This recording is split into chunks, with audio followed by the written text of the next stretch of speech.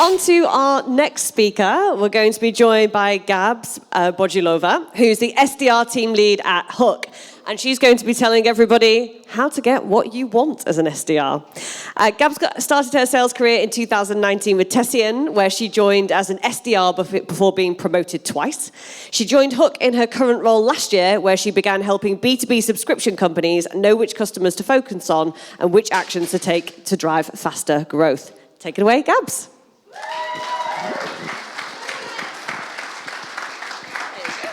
Thank you, Elaine.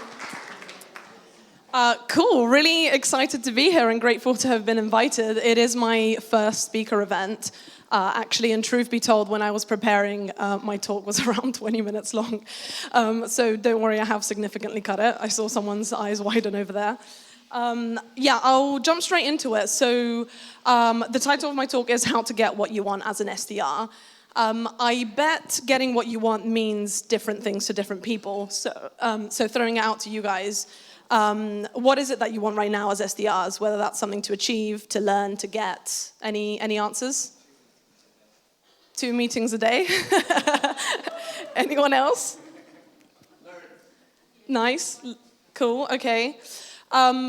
All right. Well, look, I believe that getting what you want and being successful, rather, in getting what you want starts with mastering one key skill, and that is your internal selling. Now, by internal selling, what that refers to is how you promote your ideas, right, and communicating them, their value, their impact to the rest of your team, to your colleagues. It's advocating for initiatives, for projects. It's influencing key decision makers within your organization and fostering a sense of urgency. All of that in order to gain support and buy-in, right, for your ideas from your colleagues, and especially those who have the power to make changes within your organizations. So my goal is to share with you a framework that could help you to become better at internal selling and hopefully empower you to be able to have conversations that might feel a little bit tough to have, but ultimately will help you get what you want out of your roles and careers. So if you think about scenarios, for example, let's say you need a marketing asset. Prospects asked you for a one-pager, and it just doesn't exist at the moment, right? Big issue for you, you can't send that over.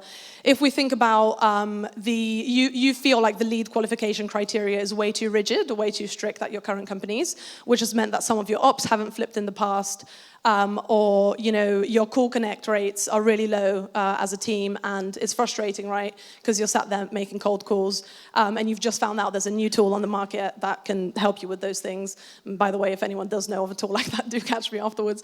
But all of these scenarios, all of these situations start with a problem, right?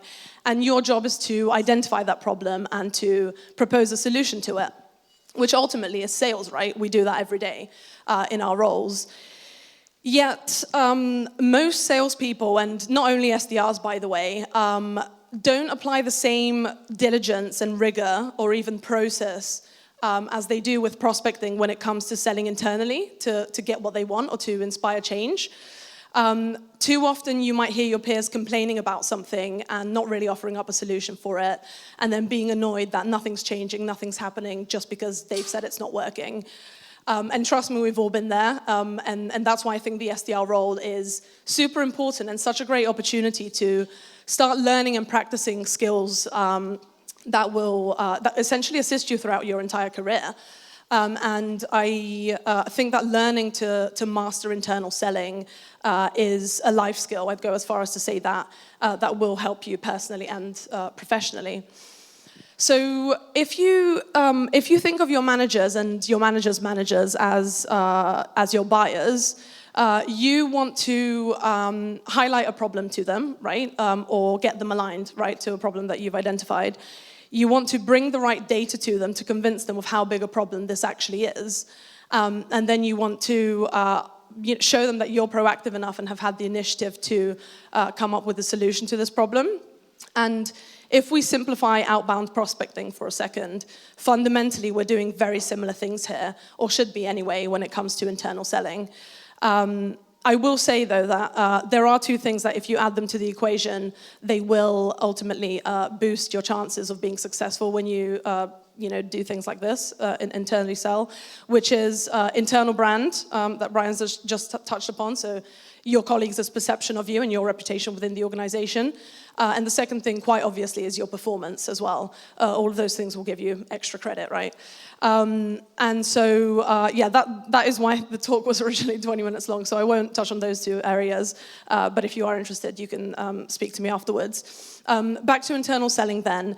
The framework that I'll leave you with is we first have to identify the problem, right, or the pain. Then we quantify that problem. We offer a solution to it as the third step. And then finally, we highlight the benefit of that solution. I will say that it's worth noting, if you can frame the problem as one that's affecting the wider team, and if you can position the solution as one that will benefit the wider sales org, then you're absolutely #winning, and your chances of success are way, way higher. So I wanted to go through a couple of examples. I don't know, I should have looked when I started to check my timing, but cool.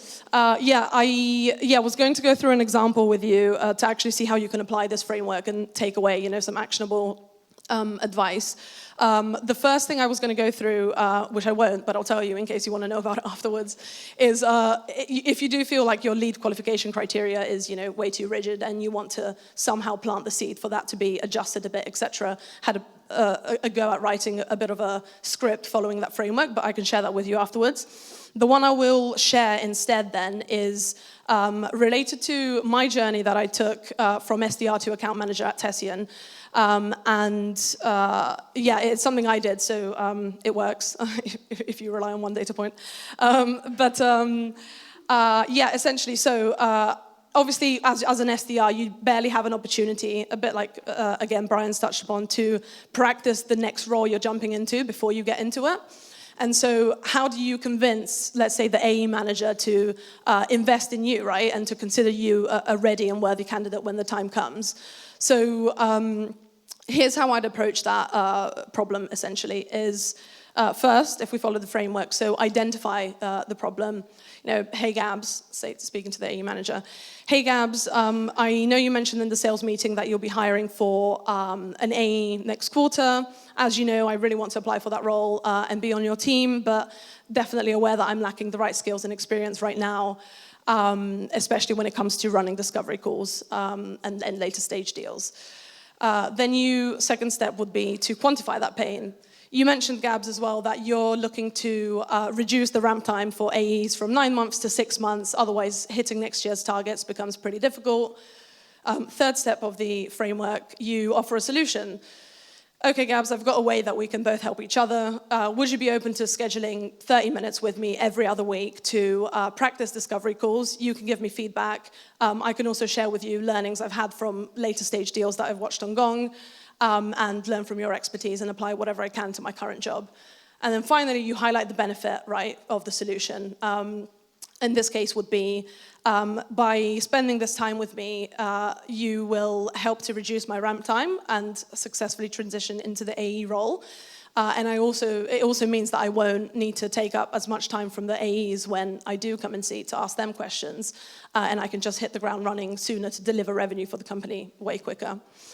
And so that for me is, incredibly effective data-driven communication because you want to make it easy for your buyers to, one, decide to do something about the problem you've raised, and two, you want them to choose your solution, right, that you've proposed.